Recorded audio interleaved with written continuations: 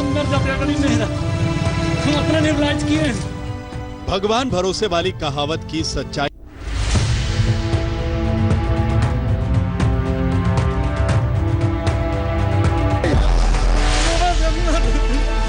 अपना नहीं होता हम तो अंदर जाके कभी मेरा हम अपने लिए इलाज किए। भगवान भरोसे वाली कहावत की सच्चाई ढूंढनी है तो सीधे बिहार का रुख कीजिए।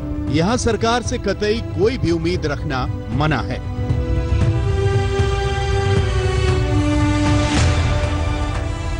कोरोना विस्फोट की दहलीज पर खड़े बिहार में टेस्ट करवाना अब भी मुश्किल है।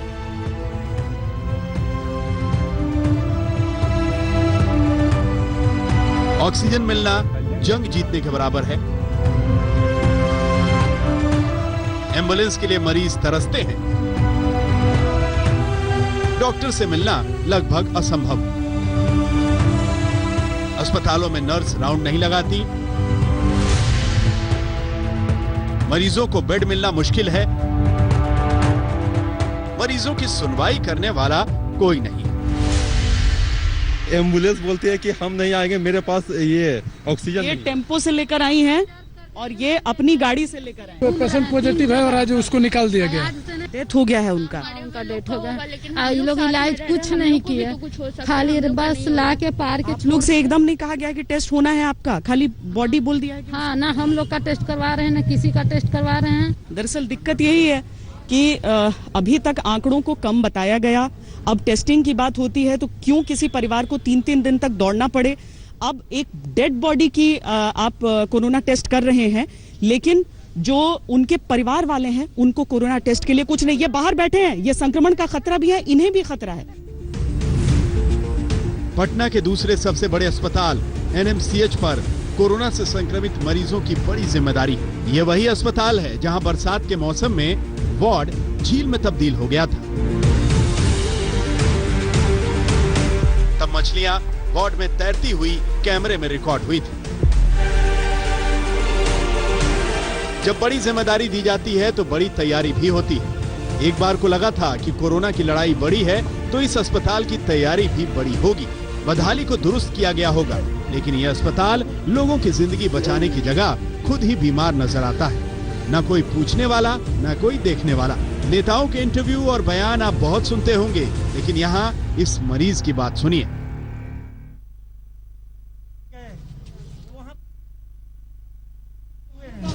सब डॉक्टर से, नर्स से रिक्वेस्ट करते रह गए।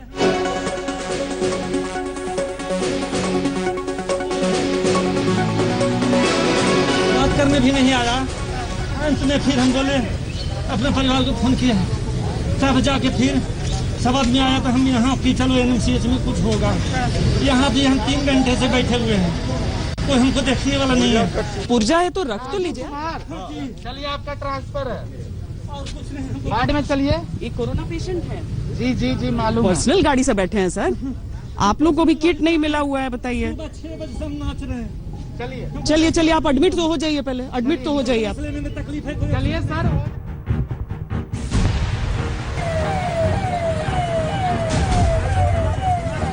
सोशल डिस्टेंसिंग, मास्क का प्रयोग लोग बहुत कम करते हैं। तो एम्स वाला तो हाथ धर के हमको निकाल दिया। माने हम दौड़ रहे हैं, ना हमारी हुआ है, छुए भी लोग नहीं है। पेशेंट पॉजिटिव है और आज उसको निकाल दिया गया। कल के डेट में निकाल दिया गया। अभी उसका ना दवा मिल रहा है, ना कुछ मिल रहा है। बोल रहे लोग लेके जाइए इसको। कहाँ गया मिस? यहाँ भी हम 3 घंटे से बैठे हुए हैं, कोई हमको देखने वाला नहीं है। चलिए, आपका ट्रांसफर है, और कुछ नहीं। वार्ड में चलिए। ये कोरोना पेशेंट है। जी जी जी, मालूम है। पर्सनल गाड़ी से बैठे हैं सर। आप लोग को भी किट नहीं मिला हुआ है, बताइए। सुबह 6 बजे से हम नाच रहे हैं।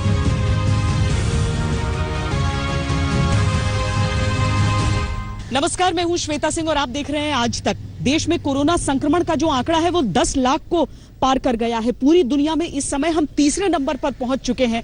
नए नए राज्यों में अचानक ये संक्रमण अपना सर उठा रहा है और ऐसे में बहुत जरूरी हो जाता है इसकी सारी वजहों को तलाशना और ये भी देखना कि तैयारियां कितनी दुरुस्त हैं। क्या लोग सजग हैं, जागरूक हैं? क्या अभी भी कोरोना को उतनी ही सीरियसली ले रहे हैं जब रिस्क इतना बढ़ चुका है? इन सारे सवालों के साथ हम बिहार पहुंचे हैं, लेकिन यहां से हम समूचे देश का हाल भी आपको दिखाएंगे।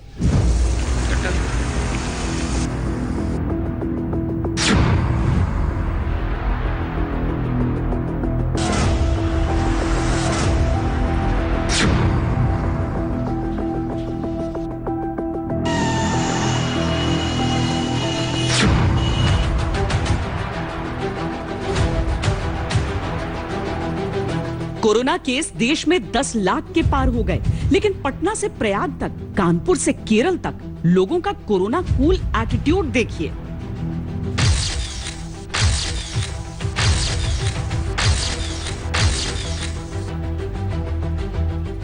संक्रमित लोगों की संख्या रोज 30,000 के पार जा रही है, लेकिन तैयारियां क्या उससे कदम ताल कर पा रही हैं? आपके हिसाब से क्यों अचानक मामले बढ़ रहे हैं यहाँ? ये तो पहले से आप लोग भी जानते हैं कि जो सोशल डिस्टेंसिंग मास्क का प्रयोग लोग बहुत कम करते हैं, समझ नहीं पाते हैं, इसके चलते काफी बढ़ रहा है। मौतों का आंकड़ा 25,000 को पार कर गया, लेकिन मौत से खेलने वालों का ये खेल भी समझिए। जब केस 10 भी नहीं थे, तब देश बंद था, लोगों ने भी जिम्मेदारी या कहिए खौफ के चलते ही घर की देहरी के सामने लक्ष्मण रेखा खींच ली थी। जरूरी गाइडलाइंस को जिंदगी का अनुशासन बना लिया था। अब जब केस 10 लाख के पार हैं, तब वो खौफ और जिम्मेदारी जैसे गायब है। कोरोना पर भारी भिंडी करेला है, सोशल डिस्टेंसिंग को भूल बैठा इंसानों का मेला है। कहीं फैसिलिटीज पर कोरोना का कहर भारी है। आपकी फैसिलिटी पूरी है, पीपीई किट्स, ग्लव्स वगैरह जो स्टाफ को जरूरी हो, क्योंकि मेडिकल कम्युनिटी पे बहुत बड़ा प्रेशर बढ़ रहा है। न वो सब तो है, फिर भी हमारे मेडिकल स्टाफ भी पॉजिटिव हो जाते हैं। उसके बावजूद भी ऐसी बात नहीं है कि पीपी किट, ग्लव्स, मास्क सारा पहने रहते हैं, लेकिन फिर भी पॉजिटिव हो ही जाते हैं। कहीं कोरोना की बिगड़ी चाल से अब तक की सारी थ्योरी बेहाल है। कड़े लॉकडाउन के बीच 1000 केस तक पहुंचने में 2 महीने लगे, लेकिन फिर 10,000 तक पहुंचने में 15 दिन से भी कम समय लगा। 125 दिन बीते तो 2 लाख केस हो गए। अगले 18 दिनों में 2 लाख से 4 लाख केस हो गए। सिर्फ 11 दिन लगे जब 4 लाख से 6 लाख केस हो गए। 6 लाख से 8 लाख 9 दिन में हो गए और 8 लाख से 10 लाख केवल 6 दिन में। दिल्ली बेहतरी का दावा करती है, लेकिन तब जब हालात हाथ से निकल चुके थे। शुरुआती दौर में जो राज्य प्रभावित थे, अब कुछ बेहतर स्थिति में जरूर नजर आते हैं, लेकिन उनके बढ़े हुए आंकड़े अभी भी परेशान कर रहे हैं।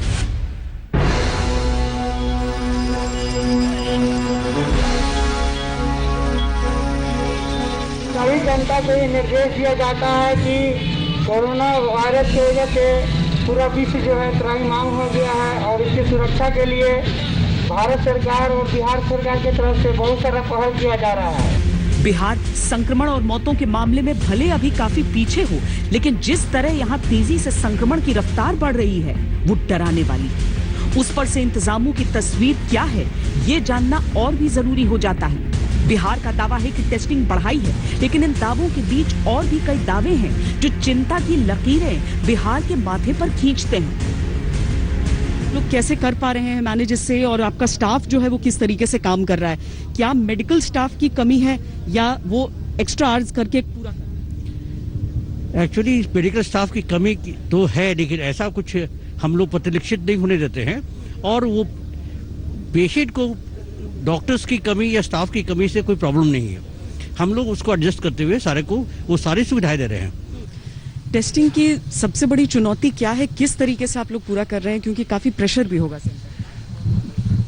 मैडम, प्रेशर तो सचमुच में बहुत ही ज़्यादा प्रेशर है, और ये प्रेशर इसलिए भी है कि लोग को मैसेज चारों तरफ चला गया कि अब डिस्ट्रिक्ट लेवल तक, पहले जो PMCH RMRI और ये सब सुविधा थी, अब हमारे ब्लॉक लेवल पर और जिला स्तर पर हमको ट्रूनेट मशीन बैठाया गया राज्य के द्वारा, इसीलिए टेस्टिंग की संख्या बढ़ी है। हिंदुस्तान में कई हिस्सों को देवभूमि कहा गया है, लेकिन बिहार की भूमि को जरा देखिए तो आपको अलग अलग धर्मों के जन्म स्थान भी यहाँ पर नजर आ जाएंगे। यहीं से बुद्ध हुए, यहीं से महावीर, यहाँ पर माता सीता का जन्म हुआ। लेकिन इन सारी चीजों के बीच अगर आज के काल की हम बात करते हैं, तो क्या बिहार को भगवान भरोसे छोड़ देना चाहिए? क्योंकि कोरोना के जो हालात दिख रहे हैं, जिस तरह की टेस्टिंग चल रही है, जिस तरह की उपचार की व्यवस्था है, सिर्फ एक ही चीज मन में आती है, ये तो भगवान भरोसे बिहार है। कोरोना ने जैसे ही देश में दस्तक दी, तब शुरुआती नियंत्रण सरकार की बड़ी जिम्मेदारी थी। सरकार ने इसके लिए नेशन वाइड लॉकडाउन लगाया, लेकिन राष्ट्रव्यापी लॉकडाउन को हमेशा के लिए नहीं लगाया जा सकता, लिहाजा इसे लोगों के ऊपर भी छोड़ा गया और राज्यों के ऊपर भी। अगर आज हम कई राज्यों में कोरोना के बढ़ते हुए आंकड़ों को देखते हैं, तो ये तस्वीरें उसे बहुत हद तक एक्सप्लेन कर पा रही हैं। बिहार में अनलॉक की स्थिति से निकलते हुए जब 16 जुलाई से दोबारा लॉकडाउन लगाया गया, तो कई बाजारों में ऐसी तस्वीर देखने को मिली।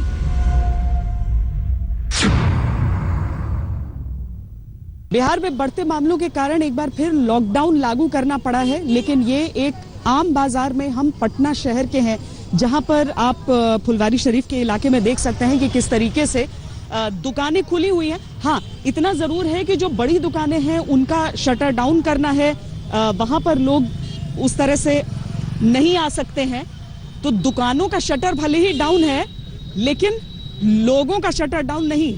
लोग सड़कों पर अभी भी निकल रहे हैं, घरों से बाहर निकल रहे हैं, चाहे गाड़ियां हो, बाइक्स हो या फिर इस तरीके के बाजार, क्योंकि लोगों को अगर अपना रोजगार देखना है तो उस हिसाब से जाहिर है कि उनको रोका नहीं जा सकता। लॉकडाउन ने लगाया आज? जी हाँ, लगा हुआ है जी। लॉकडाउन के बावजूद इतना रहेगा?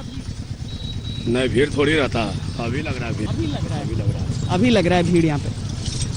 तो लॉकडाउन के बावजूद भीड़ तो अभी यहाँ पर आप देख रहे हैं। लॉकडाउन लगा है आज फिर से यहाँ पे। हाँ जी, लेकिन भीड़ देख के नहीं लग रहा है साहब? भीड़ देख के तो लग तो रहा कि नहीं। सोशल डिस्टेंसिंग लोगों की जिम्मेदारी है, लेकिन जहां सरकारी कठोरता नहीं है, वहां लोगों ने ही कोरोना संक्रमण की चेन तोड़ने वाली इस नियम को ताक पर रख दिया। बिहार उन राज्यों में से है जहां कोरोना संक्रमण के आंकड़े अचानक बहुत तेजी से बढ़ने लगे हैं। संक्रमण बढ़ने की जो रफ्तार बिहार ने पकड़ी है, वो चिंताजनक है। 11 जुलाई को 631 नए मरीज सामने आए और कुल मरीजों की संख्या थी 14,575। 12 जुलाई को 798 नए मरीज जुड़ गए, कुल संख्या 15,373 हो गई। 13 जुलाई को 1269 नए मामले आए और कुल आंकड़ा 16,642 पर पहुंच गया। 14 जुलाई को 1,317 नए मामले आए, कुल आंकड़ा 17,959। 15 जुलाई को 1,320 नए मामले, कुल आंकड़ा 20,173। 16 जुलाई को 1,385 मामले जुड़े और संक्रमितों की संख्या 21,558 हो गई। 17 जुलाई को 1,742 केस आ गए और संक्रमितों की कुल संख्या 23,000 को भी पार कर गई। यानी एक सप्ताह के अंदर करीब 10,000 केस बिहार में बढ़े। डराने वाली बात तो यह है कि इससे न शासन के लोग सुरक्षित बचे, न प्रशासन के। कोरोना का जो संक्रमण है वो मानो लहर की तरह उठता है और बिहार अब इसके संक्रमण काल को इस रूप में देख रहा है। आंकड़ों पर हम सीधे तौर पर नहीं जाना चाहते हैं, क्योंकि अभी 20,000 का आंकड़ा पार करते हुए बिहार राज्य ये दिखाता है कि बाकी राज्यों की तुलना में वो कहीं पीछे है अभी इस मामले में। लेकिन अब जो कोरोना ने दस्तक दी है, तो पौष इलाकों में भी दस्तक दे दी। हम राजभवन के सामने खड़े हैं और यहां से भी मामले कोरोना संक्रमण के निकल कर आए हैं। इसके साथ ही जो भारतीय जनता पार्टी का दफ्तर है, यहाँ पर जो पुलिस महकमा है, जो मेडिकल कम्युनिटी है, हर जगह से अब कोरोना पॉजिटिव मामले एक के बाद एक सामने निकल कर आ रहे हैं।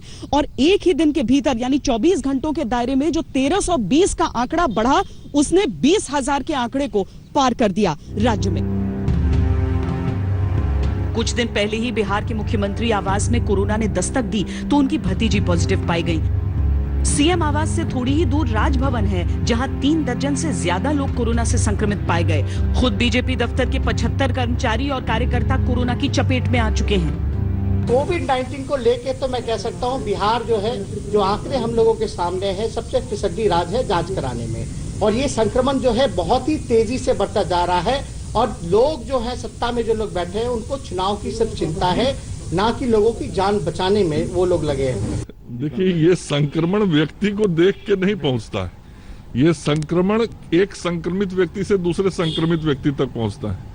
ब्रिटेन के प्रधानमंत्री तक पहुंचा है और हमारे देश के बहुत बड़े महानायक अमिताभ बच्चन जी और उनके परिवार तक पहुंचा है। तो कहीं भी पहुंच सकता है ये संक्रमण, एक व्यक्ति से दूसरे व्यक्ति तक। इसलिए हम सबको बचाव और एहतियात पर बराबर ध्यान रखना चाहिए। सबसे खराब स्थिति राजधानी पटना की है, जहां लगभग 3000 केस सामने आए हैं। इसके बाद भागलपुर, बेगूसराय, मुजफ्फरपुर, सीवान सबसे अधिक कोरोना प्रभावित क्षेत्र बन रहे हैं। बिहार के 7 जिलों में एक सप्ताह के अंदर 30% कोरोना केस बढ़े हैं। मंडल स्तर पर सैंपल कलेक्शन की व्यवस्था की जाएगी ताकि लोगों को जो कहीं दूर जाना पड़ता है, अभी हमारे सभी जिला सदर अस्पतालों में, मेडिकल कॉलेज अस्पतालों में और राज्य के कुछ चिन्हित अस्पतालों में इसकी व्यवस्था की गई है, लेकिन अब सभी अनुमंडल अस्पतालों में भी सैंपल कलेक्शन हो जाएगा तो लोगों को सुविधा मिलेगी और इसका निर्देश हमने दिया है और यह काम अगले कुछ दिनों के बाद शुरू हो जाएगा। बिहार की तैयारियां और लोगों की जिम्मेदारियां आंकने के लिए हम राजधानी पटना से अलग वैशाली की ओर बढ़े। हाजीपुर सदर अस्पताल में तैयारियों का क्या आलम है, ये जानने का प्रयास किया। यहाँ प्रशासन की मदद के लिए रेड क्रॉस सोसाइटी, यूएनडीपी और WHO भी सामने आए हैं। टेस्टिंग के क्षेत्र में पिछड़ते बिहार को बराबरी पर लाने की कोशिश यहाँ भी नजर आई।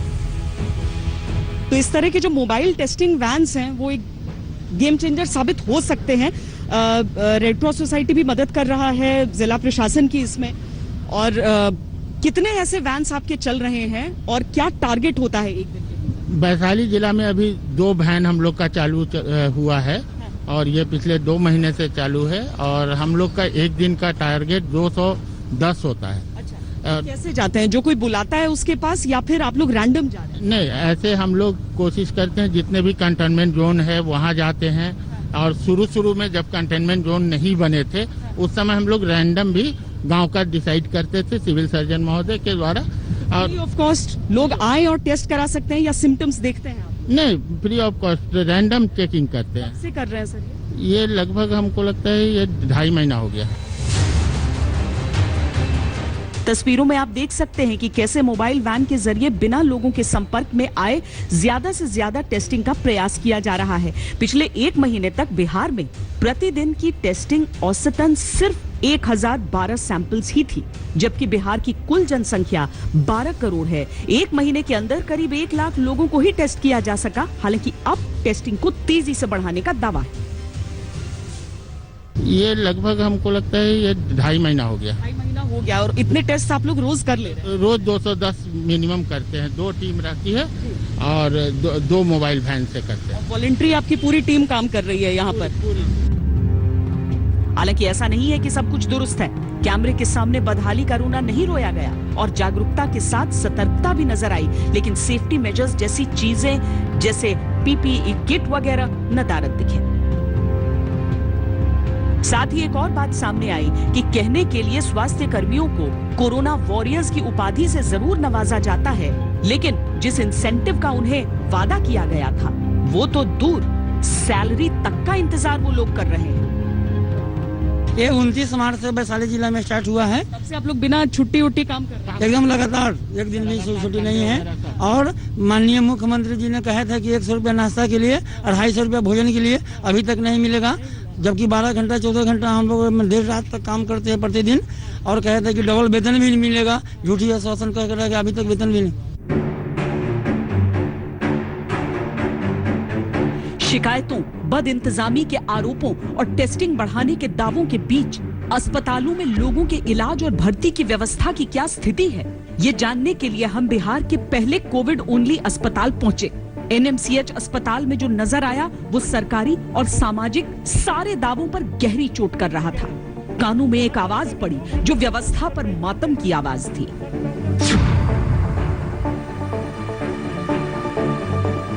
सब डॉक्टर से, नर्स से रिक्वेस्ट करते रह गए। हमारा ड्राइवर किसी को कोई ताकने के लिए नहीं आया और अंत में फिर कोई बात करने भी नहीं आया। अंत में फिर हम बोले, अपने परिवार को फोन किया, तब जाके फिर समझ में आया तो हम यहाँ की चलो NMCH में कुछ होगा। यहाँ भी हम 3 घंटे से बैठे हुए हैं, कोई हमको देखने वाला नहीं है। हम सुशील मोदी को फोन लगाए हैं, मेरे पास में नंबर है। फोन 3 बार रिंग बजा है, फोन नहीं उठाया है। तेजस्वी को फोन लगाया है, उसका भी नंबर है मेरे पास। कोई पॉलिटिशियन किसी भी पार्टी का कोई नहीं सुन रहा है, कुछ नहीं हमको सुन रहा है। सांस फूल रही थी, आवाज लड़खड़ा रही थी, लेकिन अस्पताल के कर्मचारी वहां खड़े होने के बावजूद न कुछ देख रहे थे, न सुन रहे थे। हमने हस्तक्षेप किया तो हरकत में आने की थोड़ी सी एक्टिंग की गई। चलिए आपका ट्रांसफर है और कुछ नहीं। बाद में चलिए। ये कोरोना पेशेंट है? जी जी जी मालूम है। पर्सनल गाड़ी से बैठे हैं सर। आप लोग को भी किट नहीं मिला हुआ है, बताइए। सुबह 6 बजे सब नाच रहे हैं। चलिए चलिए आप एडमिट तो हो जाइए पहले। एडमिट तो हो जाइए। सांस लेने में तकलीफ है कोई? चलिए सर, हो जा रहा है, सब हो जा रहा है। पेशेंट को ऑक्सीजन सिलेंडर अपना खुद से ऐसे उठा के ले जाना पड़ता है, इसका खर्चा भी खुद इन्होंने दिया है।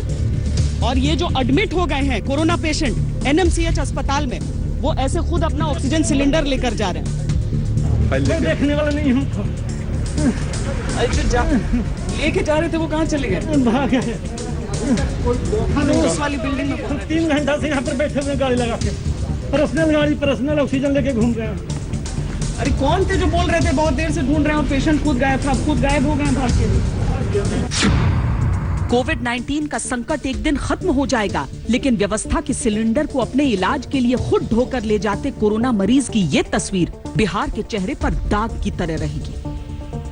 एक दिन लोग शायद कोरोना के कहर को तो भूल जाएंगे, लेकिन परेशान आंसुओं की ये तस्वीर हमेशा सवाल उठाएगी। तो आखिरकार तमाम कोशिशों के बाद उन्हें इमरजेंसी वार्ड में शिफ्ट किया गया है। कागज तैयार नहीं है, लेकिन किसी कर्मचारी की अंतरात्मा जागी जिसने कहा कि चलिए कागज बाद में तैयार होंगे, पहले हम आपको अंदर लेकर चलते हैं। लेकिन अगर आंकड़े बिहार में कम नजर आते हैं, शिकायत यह होती है कि टेस्ट ही नहीं हमारा हो रहा है, चक्कर लगा रहे हैं। पर्सनल गाड़ी से पेशेंट लाए जा रहे हैं, अपने हाथ में ऑक्सीजन सिलेंडर लिए। ये सरकार का सवाल उठता है, ये प्रशासन का सवाल उठता है। सवाल किससे उठता है? क्यों नहीं एक देश की अंतरात्मा इस समय जाग रही है? अगर सर्वोच्च कोविड अस्पताल, समूचे बिहार राज्य के सर्वोच्च कोविड अस्पताल में इस तरह के इंतजाम है कि हर आदमी अपने चेहरे पर एक सवाल लेकर खड़ा है। बदहाली की ऐसी तस्वीरें भी मिली जो इंसानियत का कॉलर पकड़कर शासन प्रशासन से सवाल कर रही थी कि क्यों बिहार की राजधानी में हालात ऐसे बन चुके हैं जहां एक महिला को अपने पति की लाश के लिए भी इंतजार करना पड़ रहा है। क्यों कागज के कुछ टुकड़ों की खानापूर्ति में कोरोना से लड़ाई की गंभीरता पुड़िया बनकर सिमट चुकी है। कहाँ रहती हैं? हम रहते हैं जो राजेंद्र नगर में। 3 दिन से दौड़ रही है, टेस्ट नहीं किया? नहीं, देखिए हम एक्सरे कराए, पूरा कफ जाम था रोगी को। एक्सरे वाला कहा कि इनको ले जाइए, सांस लेने में तकलीफ नहीं हो रहा है। ड्रामा किया ना कि तो एम्स वाला तो हाथ धर के हमको निकाल दिया। हम रिक्वेस्ट करने लगे कि सबको टेस्ट कर रहे हैं, तो यहाँ पर से अभी क्या बताया है अंदर से? क्या बताया है आपको अंदर से? डेथ हो गया है उनका डेथ हो गया। ये लोग इलाज कुछ नहीं किया, खाली बस ला के पार के। लोग से एकदम नहीं कहा गया कि टेस्ट होना है आपका, खाली बॉडी बोल दिया है? हाँ, ना हम लोग का टेस्ट करवा रहे हैं, ना किसी का टेस्ट करवा रहे हैं। और NMCH अस्पताल है जो कि एक डेजिग्नेटेड कोविड अस्पताल है बिहार का। अभी तक तो सारे जिलों से यहाँ आया करते थे, अब बाकी जिलों में भी कुछ को बनाया गया है। हर जगह से दौड़ रहे हैं हम। प्राइवेट एक हैं वहाँ, हाँ, माने हम दौड़ रहे हैं ना। हमारा रोगी के कोई इलाज हुआ है, छुए भी लोग नहीं है, कोई नहीं छुआ है, कुछ नहीं किया, कुछ करबे नहीं किया। हम आपका भी रिश्तेदार भर्ती है? दौड़ते रहे हैं, हमारे साथ कोई जेंट्स भी नहीं था, बस बच्चा ले ले हैं हम अपने हैं। आप दोनों का टेस्ट के लिए कोई नहीं बोला है? दरअसल दिक्कत यही है कि अभी तक आंकड़ों को कम बताया गया। अब टेस्टिंग की बात होती है तो क्यों किसी परिवार को 3-3 दिन तक दौड़ना पड़े? अब एक डेड बॉडी की आप कोरोना टेस्ट कर रहे हैं, लेकिन जो उनके परिवार वाले हैं उनको कोरोना टेस्ट के लिए कुछ नहीं। ये बाहर बैठे हैं, ये संक्रमण का खतरा भी है, इन्हें भी खतरा है। कैसे होगा ये? बिहार की व्यवस्था जो, ये कोविड अस्पताल है मैडम, ये कोविड अस्पताल है, यहाँ पर सिर्फ कोरोना पेशेंट आ सकता है, लेकिन परिवार की दिक्कत यह है कि कोई बताने को तैयार ही नहीं है। अब सवाल है कि अगर बिहार को इस गर्त से निकलना है तो इन चीजों को बदलना ही पड़ेगा। बिहार में जिन पर व्यवस्था की जिम्मेदारी है वो अजीब सी चुप्पी साधे हैं। पहले तो टेस्टिंग कम क्यों की गई, इसका जवाब नहीं, और जब इसका जवाब देने की कोशिशें शुरू हुई तो अस्पतालों में इंतजाम ने बदइंतजामी के सारे बांध तोड़ दिए।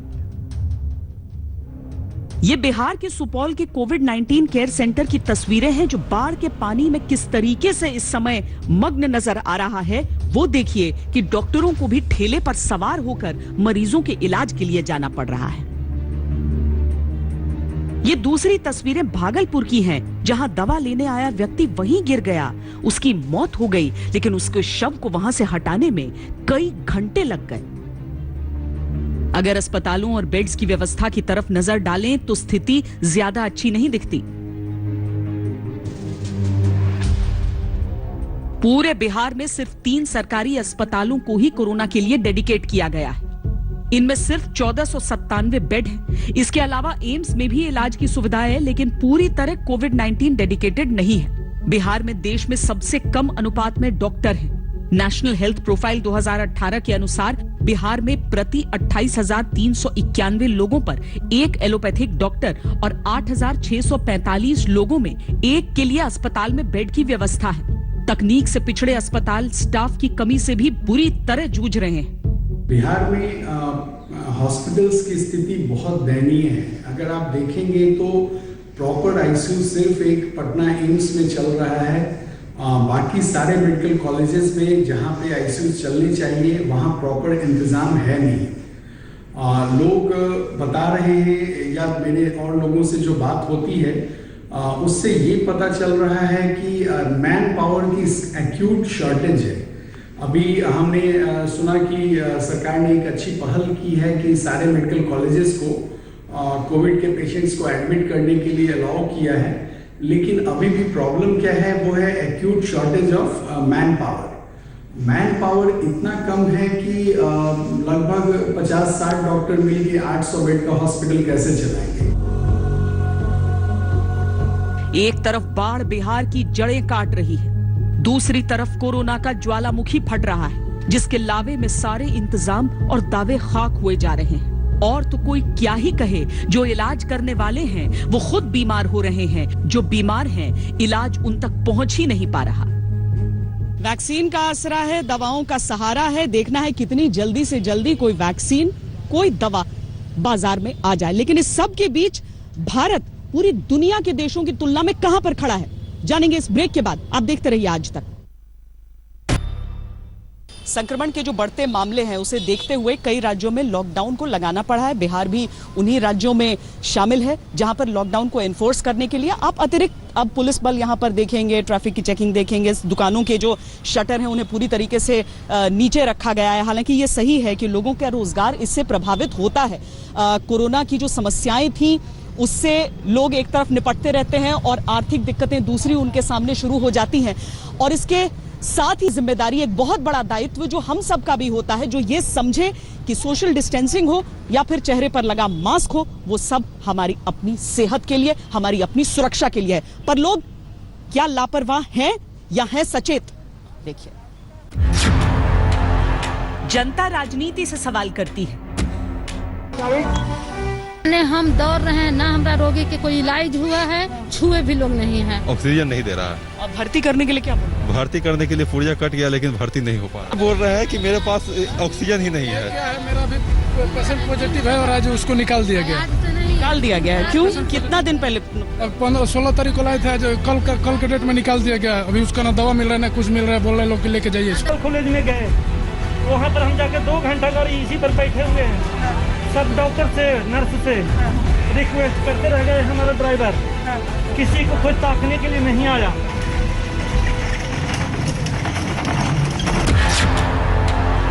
राजनीति आपस में सवाल करती है।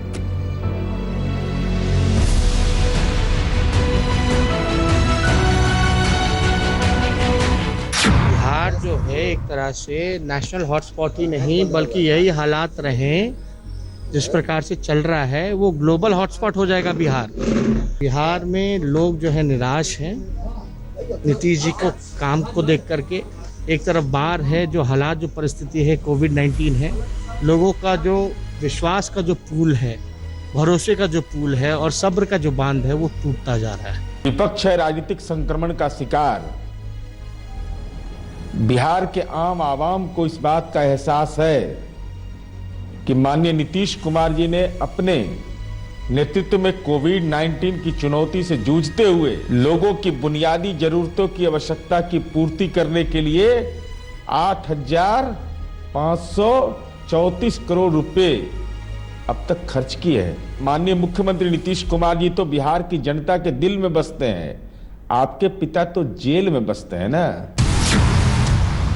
बिहार की व्यवस्था हर किसी से सवाल कर रही है।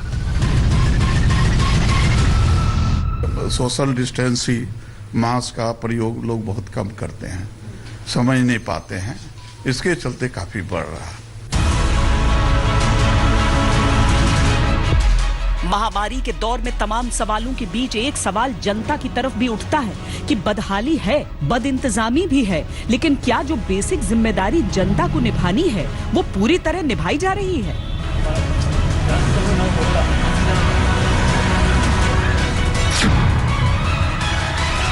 ये देखिए, कैमरा दिखा तो मुंह पर गमछा लपेट लिया।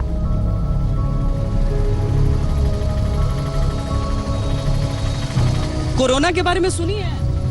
हाँ, कोरोना तो क्या करना होता है बचने के लिए? अलग अलग बैठना होता है। मास्क नाक पे लगाते हैं, हमेशा लगाती हैं? आप? हाँ, हमेशा लगाते हैं। छूट गया आपका? तो गमछा भी नहीं रखा है? गमछा रखा हुआ है, वो शादी में गए ना। आप लोग शादी से आ रहे हैं? हाँ, शादी से आ रहे हैं। कुछ नहीं मिला तो बस नाक पर हाथ रख लिया। ऑटो में बारात उमड़ी है, मास्क नहीं तो नहीं, सोशल डिस्टेंसिंग बिल्कुल नहीं। अधिकतर ये होता है कि कैमरा देखने के बाद अगर मास्क लगाएंगे तो अपनी सावधानी रह नहीं जाती है, यही हर जगह हमें नजर आता है। गमछा हमेशा लपेटते हैं नाक पे कि नहीं? सब लोग लपेटता है या आपको लग रहा है कि नहीं लपेटते? हाँ, लपेट रहा है सब लोग। हाँ? लपेट रहा है। एक साथ जो जुटे रहते हैं लोग, वो काफी भीड़ रहता है, तो मास्क लगा कर रहते हैं लोग। हाँ, मास्क लगा के पास रहना ठीक है आपका? ठीक नहीं है, अलग अलग रहते हैं। और इधर तो आलम ही अलग है, मामला बढ़ रहा है। आप लोग सावधानी बरतते हैं कि नहीं? ऐसे कैमरे पे सावधानी बरतने से थोड़ी होगा। ऐसे मास्क लगाते हैं कि नहीं? लगाते हैं मैडम। सरकारी इंतजाम शुरू होते हैं अस्पतालों से, लेकिन सामाजिक रूप से जिम्मेदारी जनता की होती है। अगर स्थिति ये है तो बढ़ते आंकड़ों की चिंता भी लाजमी है। कोरोना के बारे में आप लोगों को पूरी जानकारी रहती है? आप तो मास्क नहीं लगाए, लेकिन नाक नहीं कवर किया अपना। मास्क लगा लेते हैं, पॉकेट में रखे हैं मास्क। बिहार में बढ़ रहा है केस, तो है केस तो बढ़ रहा है ना। कोरोना से क्या होता है सबको मालूम है, जानकारी है? नहीं, ये भी मास्क नहीं लगाए हैं अभी। डर लगता है कोरोना से? जी। हाँ? लगाना चाहिए मास्क? जी। अच्छा, तो मास्क हमेशा लगाते हो? हमेशा? कौन बताया कोरोना के बारे में? टीवी से? सबको कोरोना के बारे में आप लोगों को जानकारी रहती है? बिहार में बढ़ रहा है मामला, पता चलता है? हाँ? तो उसके लिए क्या करते हैं? घर में सब लोग पालन करते हैं कि नहीं इसका? पालन करते हैं। पालन करते हैं?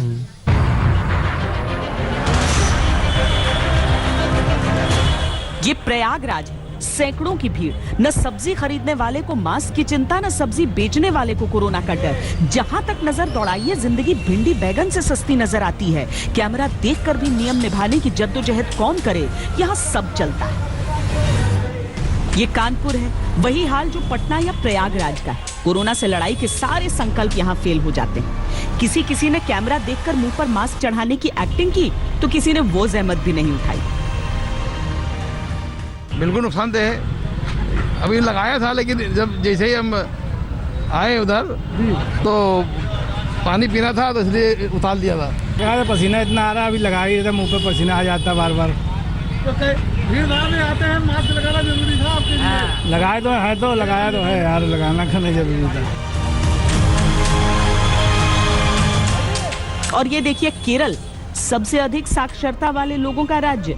मेडिकल इंजीनियरिंग की परीक्षा से निकले तो कोरोना का सारा डर गायब। जो पेरेंट्स साथ आए, उन्होंने भी अपनी जिम्मेदारी को ठेंगा दिखा दिया। कौन समझाए उल्लंघन करने वालों को कि कोरोना जैसी बीमारी से जहां सावधानी हटी, वहां दुर्घटना घटी। ये ऊंच नीच का भेदभाव नहीं करती, रिक्शा चालक को अपनी चपेट में लेती है तो अभिनय के महानायक को भी अस्पताल दिखा देती है। अमेरिका की MIT रिपोर्ट में खास तौर पर भारत के लिए चिंताजनक भविष्यवाणी की जा चुकी है। 84 देशों की टेस्टिंग और कोरोना केस के आंकड़ों पर आधारित इस रिपोर्ट में कहा गया है कि फरवरी 2021 में भारत में हर रोज कोरोना वायरस के 2,87,000 केस दर्ज होने की आशंका है। तब नंबर 2 पर अमेरिका होगा, जहां प्रतिदिन 95,000 केस आ सकते हैं। नंबर 3 पर दक्षिण अफ्रीका, जहां प्रतिदिन 21,000 केस आ सकते हैं। मार्च से मई 2021 तक दुनिया भर में कुल संक्रमण की संख्या 20 करोड़ से 60 करोड़ के बीच हो सकती है। सबसे अधिक आबादी वाले देशों की सूची में दूसरे नंबर पर रहने वाला भारत इस समय कोरोना संक्रमित देशों की लिस्ट में तीसरे नंबर पर पहुंच चुका है। भारत से आगे सिर्फ ब्राजील और अमेरिका है। जिस तरह भारत में कोरोना के मामले बढ़ रहे हैं, लोगों की लापरवाही दिख रही है और इंतजामों का हाल दिख रहा है, इतना समझ लीजिए कि हमें जल्द से जल्द चुस्त और दुरुस्त होना होगा। कोरोना की रफ्तार से जो हमारे वैज्ञानिक हैं वो अपनी रफ्तार को और तेज करना चाहते हैं और कोशिश ये कर रहे हैं कि किसी तरीके से जल्दी वैक्सीन निकलकर सामने आए। और बहुत सारे ऐसे वैक्सीन हैं इस दुनिया में जो अपने अंतिम स्टेजेस में इस समय हमें नजर आ रहे हैं और उनसे कुछ उम्मीद बन सकती है कि कम से कम इससे कोरोना काबू में आ जाएगा।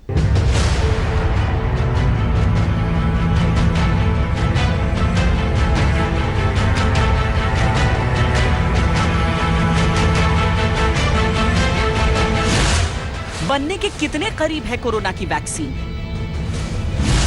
क्या खत्म होने वाला है कोरोना का संकट? क्या भारत बनेगा दुनिया का संकट मोचक?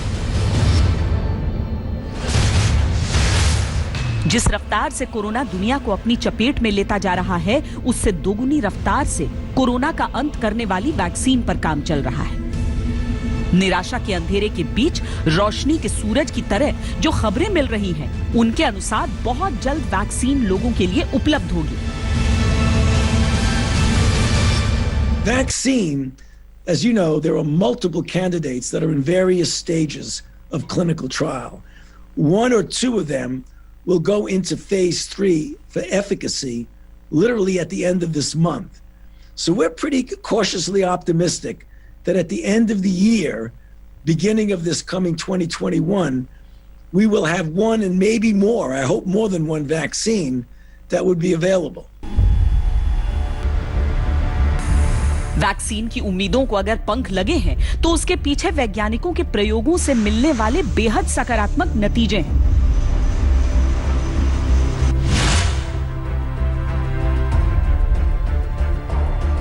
ह्यूमन ट्रायल्स को लेकर तीसरे चरण की सफलता के बाद ऑक्सफोर्ड यूनिवर्सिटी का दावा है कि सितंबर 2020 तक ये वैक्सीन लोगों को उपलब्ध करा दी जाएगी। भारतीय company serum institute of India भी इस परियोजना में शामिल है।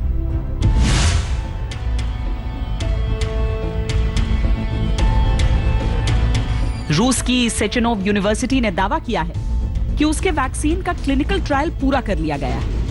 भारत में रूसी दूतावास ने ट्वीट करके जानकारी दी कि मॉस्को की सेचेनोव यूनिवर्सिटी ने वॉलंटियर्स पर टेस्ट करके सफलतापूर्वक क्लिनिकल ट्रायल पूरा कर लिया। मॉस्को टाइम्स ने दावा किया है कि सितंबर तक वैक्सीन बाजार में आ जाएगी।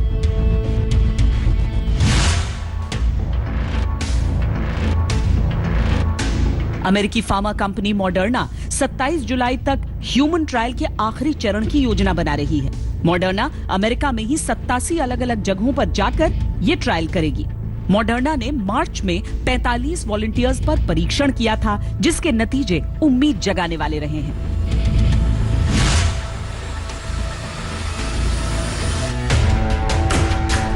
चीनी कंपनी साइनोवैक ने दावा किया है कि वैक्सीन की उनकी खोज अंतिम चरण में पहुंचने वाली है। उनके तीसरे फेज के ट्रायल चल रहे हैं। चीन में 4 संभावित कोरोना वायरस वैक्सीन विकसित की जा रही हैं।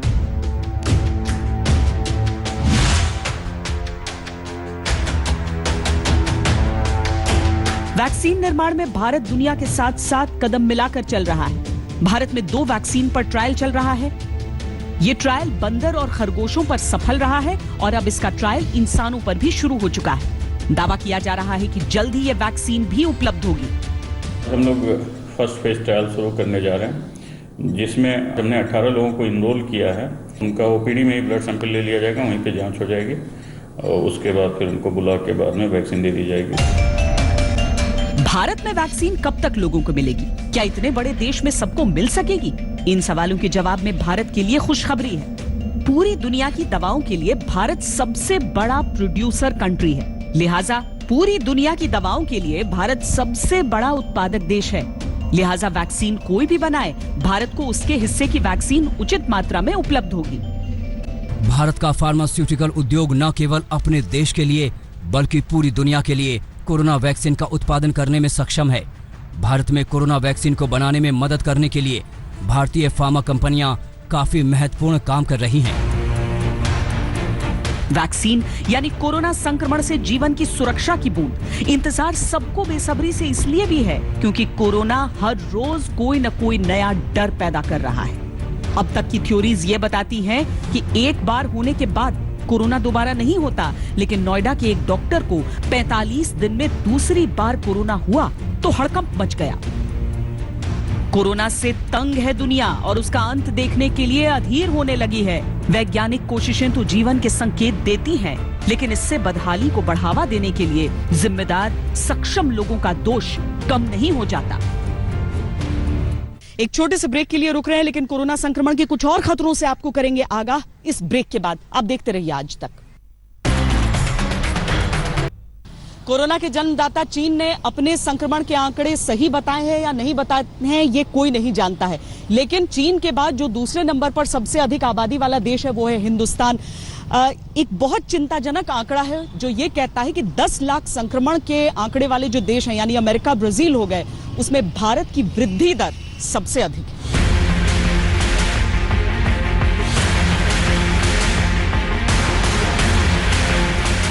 दस लाख से ज्यादा लोग भारत में संक्रमित हो चुके हैं। इतनी बड़ी संख्या में संक्रमित लोगों की पंक्ति वाले देशों में भारत तीसरे नंबर पर खड़ा है। वैक्सीन निर्माण को लेकर भारत की अग्रणी भूमिका खुशी तो बढ़ाती है, लेकिन संक्रमण की वृद्धि दर चिंता का ग्राफ ऊंचा कर रही है। अमेरिका ने 29 अप्रैल को 10 लाख के आंकड़े को पार कर लिया था। तब उसकी वृद्धि दर 3.1% थी। हर 23 दिन में संक्रमण के केस दोगुने हो रहे थे। अब अमेरिका में 35 लाख से ज्यादा लोग संक्रमित हैं। ब्राजील ने 20 जून को 10 लाख केसों का आंकड़ा पार किया था। तब उसकी संक्रमण वृद्धि दर 3.3% थी। हर 22 दिन में केस दोगुने हो रहे थे। अब 20 लाख से अधिक केस हैं। भारत ने 17 जुलाई को 10 लाख केसों का आंकड़ा पार किया। संक्रमण वृद्धि दर है 3.4%। भारत में 21 दिनों के अंदर केस दोगुने हो रहे हैं। भारत के लिए ज्यादा फिक्र की बात यह है कि अब अमेरिका और ब्राजील की तुलना में वो अधिक बेहतर स्थिति में नहीं रहा, जैसा कि जब 3 देशों ने 1 लाख और 5 लाख केसों के आंकड़े को पार किया था। भारत आज जिस स्थिति में खड़ा है, वहां से सावधानी और जिम्मेदारी अगर लोगों के जीवन का हिस्सा बनी रही तो स्थिति बेहतरी की तरफ बढ़ती हुई दिख सकती है, वरना भयावह होने के लक्षण तो दिखने ही लगे हैं। स्थिति वाकई बहुत भयानक भी हो सकती है। कोरोना संक्रमण की मौजूदा तस्वीर हम सबको आगाह कर रही है, सतर्क कर रही है कि हमें और सावधान होने की जरूरत है। इसके साथ ही सरकारों को आगाह कर रही है कि अभी नहीं संभले तो बहुत देर हो सकती है। कैमरा पर्सन सैयद मोहसिन के साथ मुझे दीजिए इजाजत। देश और दुनिया की बाकी खबरों के लिए आप देखते रहिए आज तक। नमस्कार, मैं हूं अंजना ओम कश्यप। हमें उम्मीद है ये वीडियो आपको पसंद आया होगा। लेटेस्ट खबरों के लिए यूं ही देखते रहिए आज तक और इस वीडियो के पसंद आने पर लाइक, शेयर एंड सब्सक्राइब करना ना भूलें।